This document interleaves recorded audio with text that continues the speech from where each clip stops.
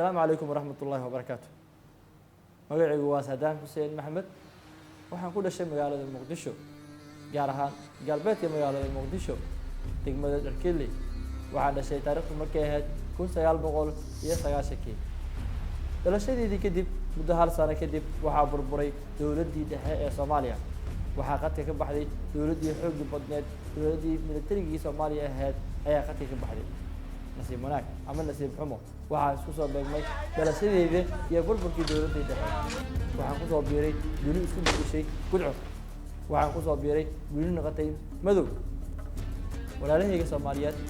saaxiibadayda Soomaaliyeed dhammaan